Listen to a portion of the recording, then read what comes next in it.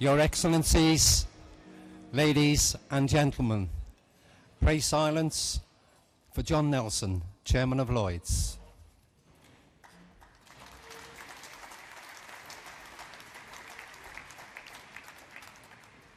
Well, ladies and gentlemen, can I just say on behalf of Inga Beale and all of us here at Lloyd's, a very, very warm welcome to our annual Lloyd's City Dinner. It has, of course, been a fixture for some time, and it really starts off what I call the autumn term for business.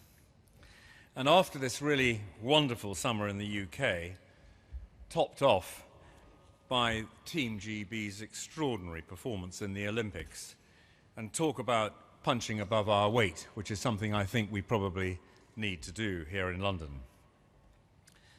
Tonight, I'm absolutely delighted that we have with us, as our guest of honour, the Mayor of London, Sadiq Khan. This will be his first speech to a city audience since becoming Mayor, and I'm very pleased, Sadiq, that you have chosen to do this right here in the room at Lloyd's. And may I say what a wonderful setting this is for dinner, and I would like to pay tribute to our events team who managed to put this together, bearing in mind this is a training floor, and they were only allowed access at about 5:45 this evening, so I think they did very well.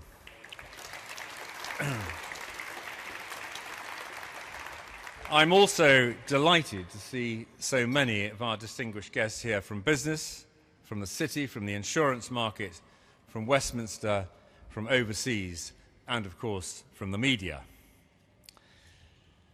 2016 is in fact my 50th year in the city, and a number of you will be extremely relieved to know that it's also my last, as I will be retiring from Lloyd's in the first half of next year. But over these 50 years I have of course seen this great city change immeasurably, growing now to become the world's leading financial centre, and of course in Lloyd's terms, the global hub for specialist insurance and reinsurance. Looking at where we are now, there's seldom been a time when the city, business and government have faced such a major degree of challenge. In insurance terms, and we're sitting here at the very heart of the industry tonight, some of the most experienced voices in the market have said that these are the most difficult conditions they've known, with this extraordinary combination of excess capital, low interest rates, low investment returns, and alongside, of course, perversely, relatively benign years for natural catastrophes, and all of this forcing premiums down and cutting away at the already tight margins. In short, these are tough times, both for insurance and reinsurance. And clearly the substantial geopolitical instability, coupled with Brexit, is adding another layer of uncertainty to this mix. What I would say, though, is that as we've seen over the last 50 years, disruption in our financial services market is not unusual. I myself went through the 1973-74 secondary banking crisis and the stock market crash that came with it. We then had the revival under Thatcherism and the 1980s privatizations. Then we had Big Bang, the first tech boom, then the bust, and then, of course, the global financial crisis of 2007-8, and now Brexit. Throughout that period, London's financial services sector faced up to these challenges, and in the case of insurance, has thrived. There are few industries in which the UK is the world leader. Insurance, specifically specialist insurance, is one of them, and we make a substantial contribution to the UK economy.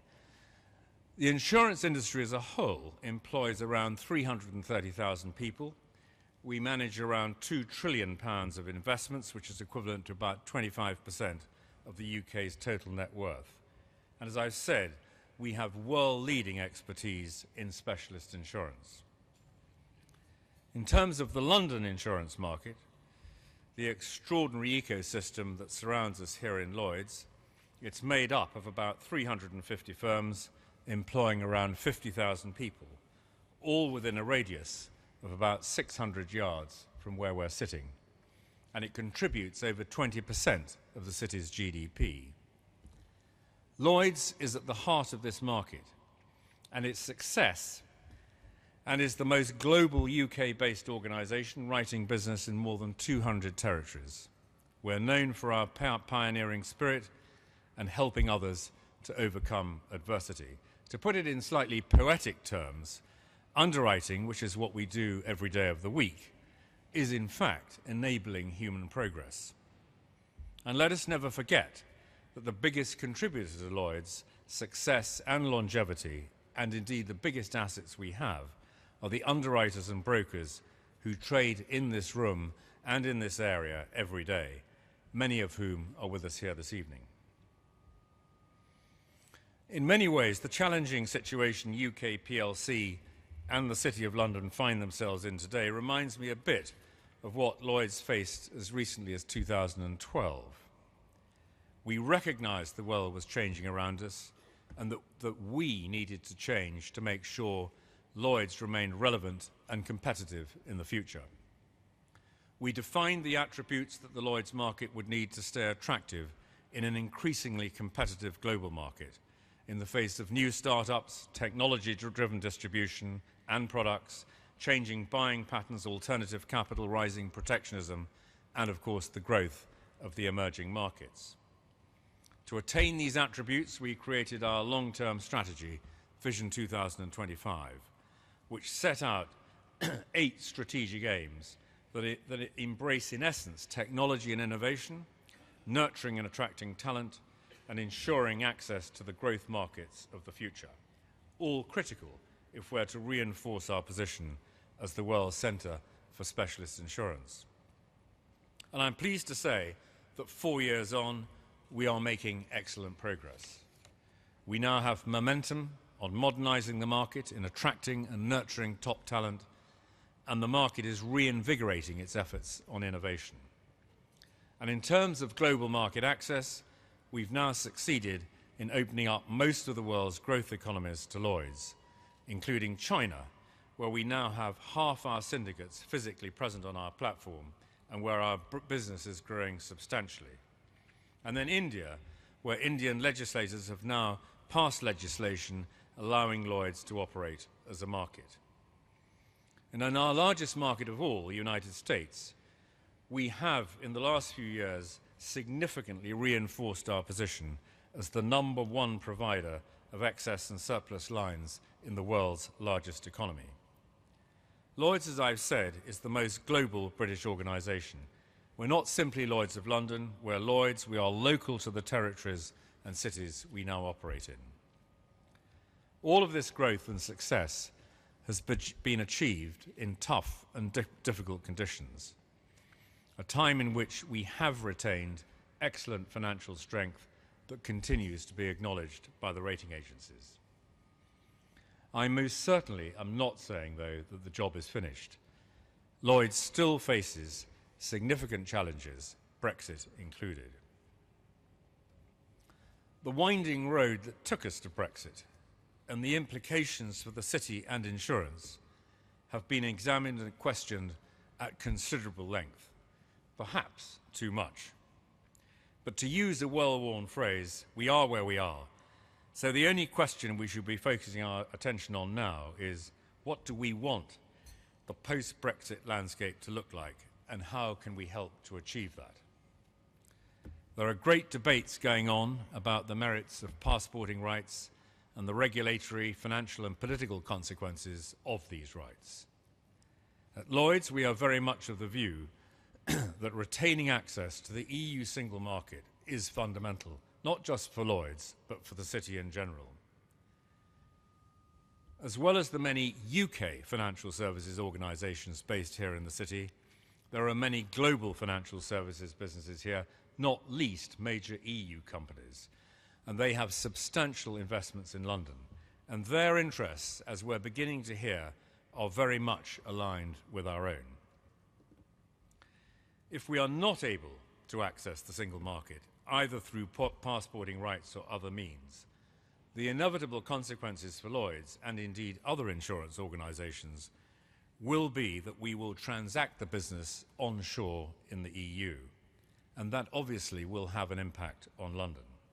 But let me be quite clear, though, Lloyd's will always be centred in London.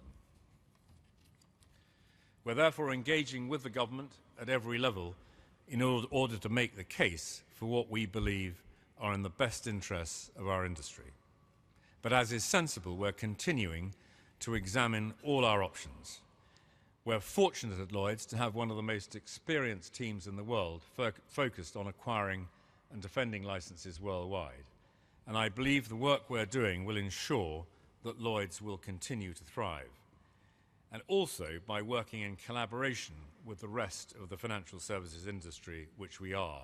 And I believe that the city, properly explained to governments, we should be able to continue to flourish. The Brexit negotiations will require joined-up government and decisive government.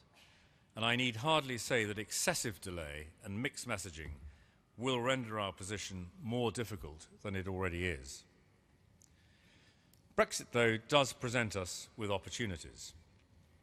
Ensuring that the UK financial sector remains competitive must be top of our and the government's post-Brexit plans. Access to the single market is part of it, but not all of it. There is an opportunity for us to look at our regulatory framework objectively and ask ourselves, is it giving us every chance to succeed? A strong, prudential regulatory regime, not light touch, is an encouragement for firms and people seeking to invest. It brings confidence and reassurance. So the need for a tough prudential regime, in my view, is fundamental. But I do think there is scope to ask ourselves whether some of the rest of the regulatory framework is overly burdensome. And the short answer is, it is. Now, what the Brexit vote did reveal is that there are fault lines within this great country. The South East versus the rest, older versus younger, and business, particularly big business, versus society. There is sadly an underlying public cynicism directed at business. Executive remuneration in big business is perhaps the most sobering example. Looking through the lens of members of the public, there is, I have to say, utter incomprehension as to the size of senior remuneration packages, and this with no capital at risk. The Prime Minister herself has talked about the need, in her words, to reform capitalism and tackle corporate irresponsibility. In my view, at the end of my career, I think this is an important topic. And last year at this dinner, I talked about the trust deficit in business, the need for business to return to its true purpose, putting the customer first, looking after employees, acting with integrity, all with a view to generating trust. The referendum's shown it's not enough to talk about the opportunities of globalization, capital investment, and wealth creation. Too many people feel alienated from what happens here, shut out from the opportunities we're creating. What we need is action to bridge the gap between those opportunities and the hard-working citizens of the UK. As we recalibrate our relationship with Europe, so must business take the opportunity to do so with the rest of the UK. And the city must show leadership here. By tempering its excesses, by growing its valuable contribution to the UK's economy, and by demonstrating to young people that the square mile is a place that their talent and potential is very much needed and valued. It can and must rebuild the trust that has slipped away over the last decade or more. So to conclude, these challenges, I think, are matters of the greatest possible importance. London and the UK's future depends on its leadership and on its leaders and their leadership. Regardless of the circumstance, history has proven time and time again that London can evolve and keep pace with the ever-changing economic, social, and geopolitical landscape. And I know that Lloyd's will play a full part in this. Whilst many of us did not vote to leave the EU, it does represent a new opportunity, and it will be exciting to see how London responds. So, ladies and gentlemen, it's clear that we have a lot to do, with many questions to answer and decisions to make that will have a real and lasting impact, not only on the future of the city, but for London, the UK, and our place in the world. London has always been a city open for business. Now it must be more so than ever. This does mean, as I've said, putting customers first, making the city accessible to new talent, and attracting new business from around the world. We must keep this definition of open for business as the cornerstone of our message. So as I sign off with this, my last address at a Lloyd City dinner, I would like to leave you with one final thought. In the words of Winston Churchill, courage is what it takes to stand up and speak.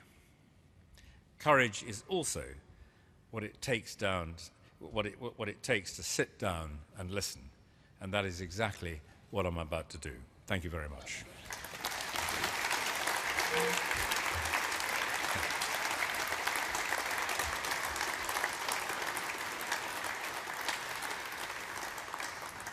So it's my very great pleasure now to introduce to you the Mayor of London, Sadiq Khan. Sadiq is a true Londoner. He's lived here all his life. Famously, his father was a London bus driver. Before entering politics, Sadiq had a career as a solicitor, specialising in human rights, and was a councillor in Wandsworth between the mid-90s and 2006. In 2005, he was elected as my own local MP for Tooting. He was appointed Minister of State for Communities in 2008 and later became Minister of State for Transport. He was also Crossrail Minister. In opposition, he became Shadow Minister for London, and of course, he is now our Mayor. The office of Mayor has become more and more important. The Mayor now represents this great city and its businesses, both in Westminster and in the global marketplace. It's an important responsibility and one that we at Lloyd's wholeheartedly support. I can assure you that Sadiq is a man who vigorously supports business and who appreciates the crucial role the Mayor can play in ensuring London remains open for business. So, ladies and gentlemen, it's my great pleasure to introduce Sadiq Khan.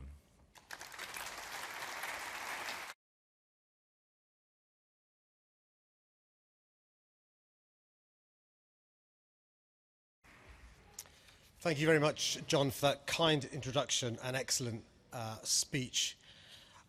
John may have said that he lives in a great part of the world, in a great part of London, which is Tooting. And all of you may not know this, but Tooting is the centre of the universe. And he's had, as he said, a half-decent and very modest MP for a while. But it's a pleasure, John, to be here. As John mentioned, he's planning on retiring next year. John has had a distinguished career spanning 5 decades. At the moment, it's 50 not out. Most recently, of course, as chairman of Lloyd's, but also with Kleinwood Benson, Lazard Brothers and Credit Suisse, amongst others. John is a key figure in the city representing the insurance industry, which has traditionally seen London as its hub. And it was good to hear him on the Today programme this morning at 6:15. Slightly weird being woken by you this morning, John, and you've been one of the last voices I heard tonight as well. I'm sure I speak for everyone here when I say he'll be a massive loss, not just the Lloyds of London, but to the whole business community when he retires. John, thank you very much for your hard work.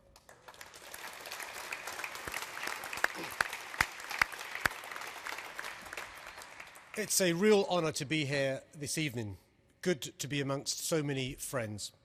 And an honour to be invited to make this speech at only the second city dinner held in this incredible space at Lloyd's of London.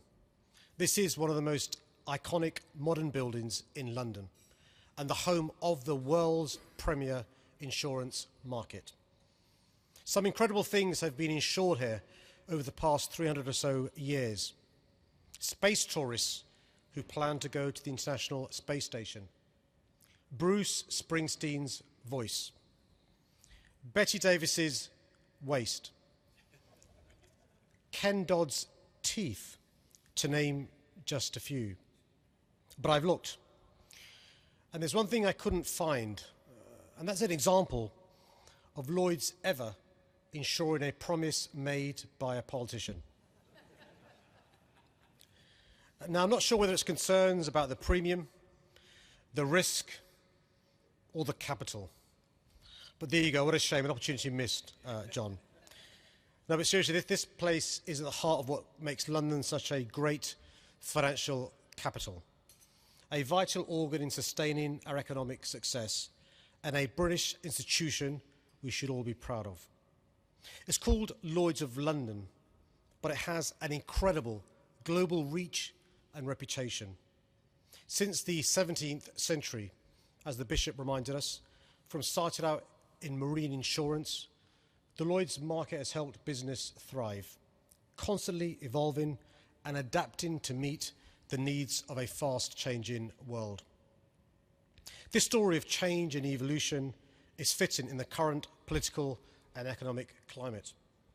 For as we stand here this evening, we're facing one of the most uncertain and challenging times in recent history. The result of the EU referendum has shaken up the political and economic landscape, and the dust is unlikely to settle for many years to come. The fact that we seem to have avoided an immediate crisis doesn't tell us much about the future. And we have to be honest with the public and ourselves that things could get a lot worse before they get better. Like Lloyd's, and I suspect many businesses represented here tonight, I supported Britain remaining within the EU. It's no secret, I campaigned hard. I campaigned for what, in my view, was clearly in the best interest of London and the whole country. But the British people gave their verdict, and it now has to be respected. The people have expressed their democratic will. And as tempting as it might be, I'm not going to use this speech as a platform to criticise the Leave campaign or the senior politicians who were involved in getting us where we are today. As John said, that's because we are where we are. And what's important now is that rather than looking backwards, we focus on how we respond, adapt, and move forward with the confidence befitting our great city. And that's what I want to talk about here tonight. Primarily, I see my role as mayor following the referendum as twofold. Firstly, standing up for London, making sure we get the deal we need with the EU to secure the future prosperity of our city. And secondly, working with the government to put in place new initiatives to help boost jobs, growth and investment, planning ahead to mitigate against potential long fallout of Brexit. So this will be my approach, in London's corner to protect our competitiveness and actively fighting in the ring to advance our city ever forward, making it better for all Londoners. So let me address these two strands in turn. The EU negotiations. I've been crystal clear that as not only the UK's economic engine, but Europe's financial capital and the only region in England which voted to remain, London must have a seat at the negotiating table. And I'm pleased that this looks increasingly likely.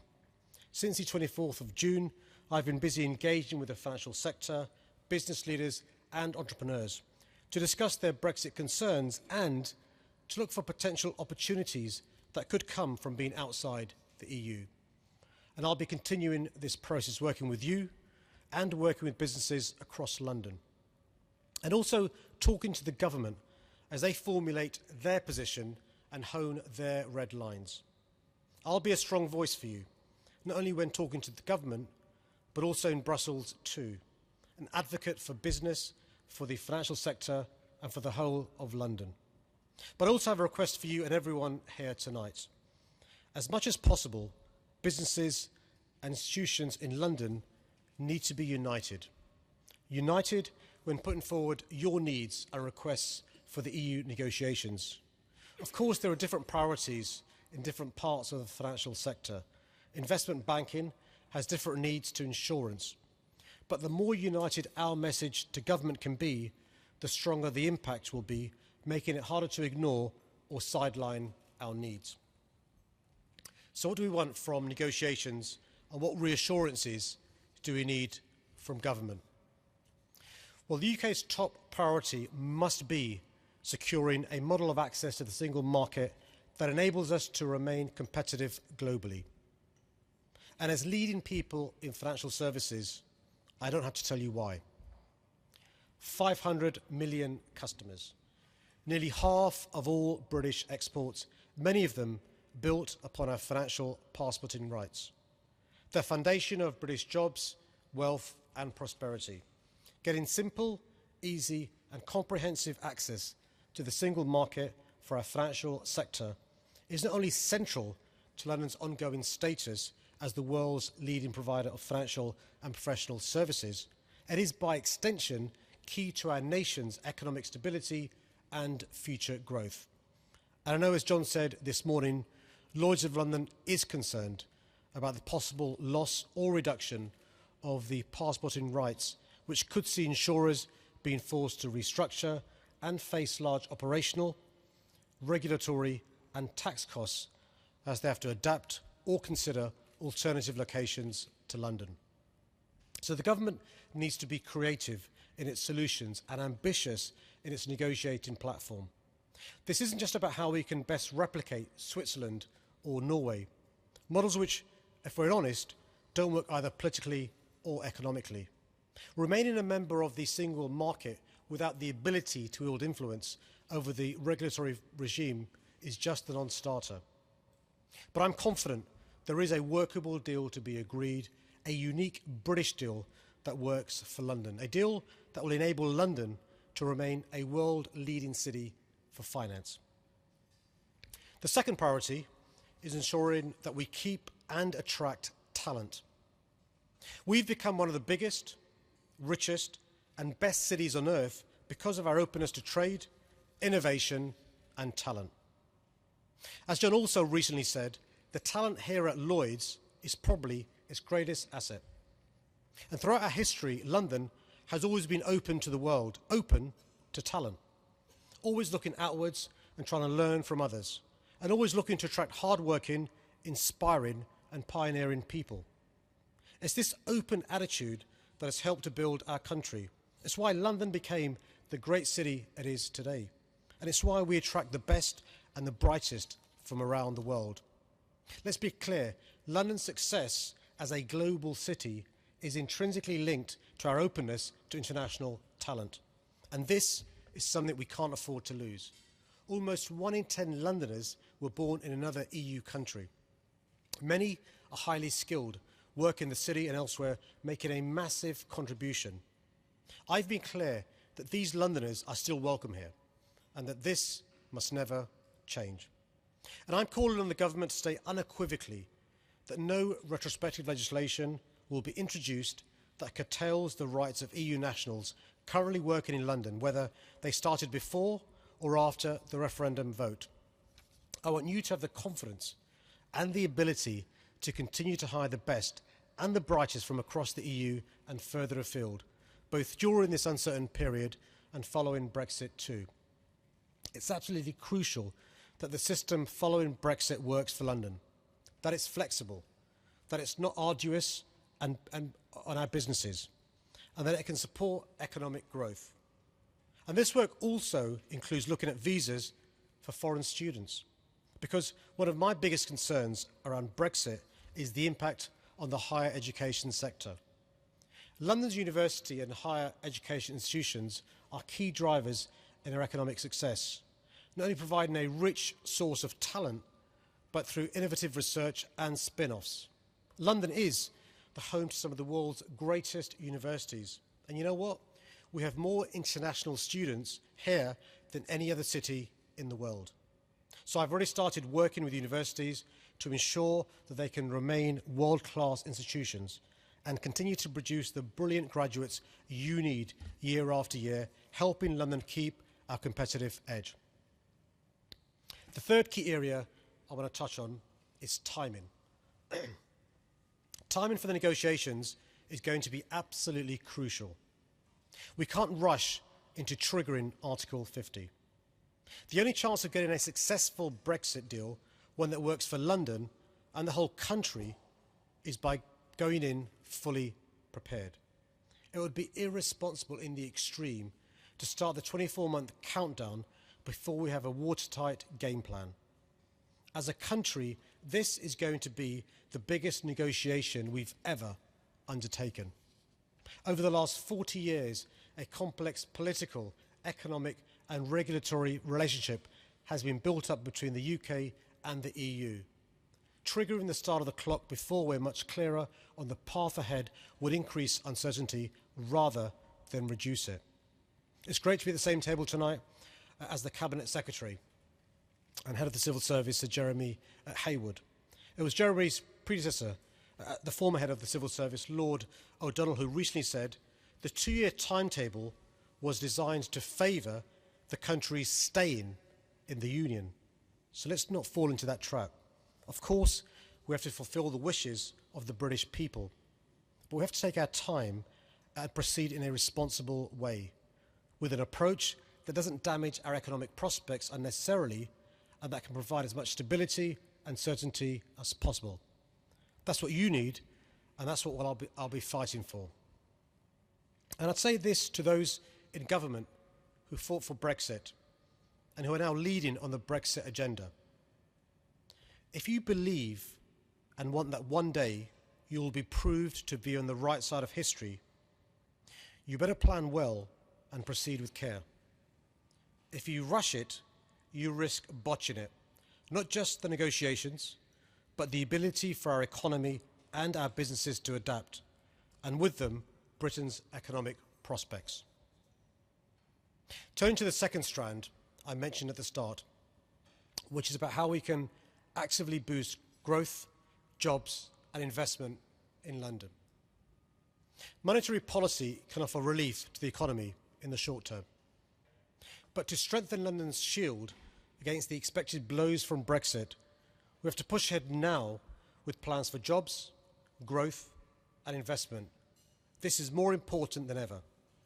And it's why I've already been setting the groundwork for investment and growth in London. Looking at how we can support SMEs and startups by providing them with more affordable workspace, expanding the night tube to help boost our nighttime economy and your social lives, delivering the thousands of affordable homes London needs to improve productivity, pushing ahead with big infrastructure projects in London by completing Crossrail 1, getting Crossrail 2 off the ground and supporting the delivery of HS2 in a way that benefits the city, planning the next infrastructure projects for the long term, such as the potential Crossrail 3, new tram extensions and new river crossings in East London, supporting increased aviation capacity by signing off on the expansion of City Airport and backing a second runway at Gatwick, and working with businesses to support newer growth industries like tech, low carbon and life sciences. And one area in particular we're looking at is skills.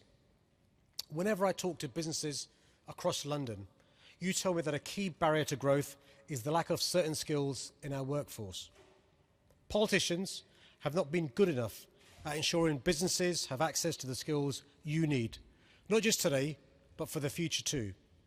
So I'm determined that we get better at responding to the needs of industry and the growing sectors of our economy, whilst putting productivity front and centre. That's why I've pledged to lead a new skills agenda for London, making sure businesses and Londoners get the skills they need to succeed. A major part of this will be working on a new digital talent pipeline initiative led from City Hall, with new powers over skills and higher education devolved from Whitehall to London. We're actively investing to open up new opportunities for young Londoners. That means mapping the skills London needs and working in partnership with businesses to plug the talent gap. New courses and apprenticeships will be created with industry to provide young people with cutting-edge skills, skills that can lead them directly into well-paid jobs. And all of this work, from building genuinely affordable homes to creating new apprenticeships, will be done in partnership with you. Because I understand the importance of working closely with business, something that is now a central plank in how we're doing things at City Hall. As part of this, I'm in the process of setting up a new business advisory board made up of real experts, and I hope some of you will be able to be involved in that. Finally, I'd like to finish by saying a few words about devolution, because I believe that devolution is one of the key tools to stimulating growth and being able to protect London through these uncertain economic times. You know, London's population is the same size as Wales and Scotland combined, but we have far less control over how the capital is run. That's why I'm talking to the government about getting more autonomy in London over things like business rates, infrastructure investment, skills and housing, so that we have more tools to stimulate economic growth. And I hope to be able to say more about this in the coming months. So yes, we face some huge challenges ahead, and on occasions it's going to feel like the city is being rocked by the repercussions of Brexit. But I'm still optimistic for London, and not naively so. I'm confident that we'll continue to be the best place in the world to do business, and convinced that just like Lloyd has managed to change, adapt and evolve over the centuries, we can do the same, ensuring that we carry on flourishing over the decades ahead. With the right approach, I know that we can get a good deal that works for London with the EU, whilst at the same time promoting new business, attracting inward investment and actively supporting growth. And as the Mayor of London, I'm determined to make sure this happens. Thank you.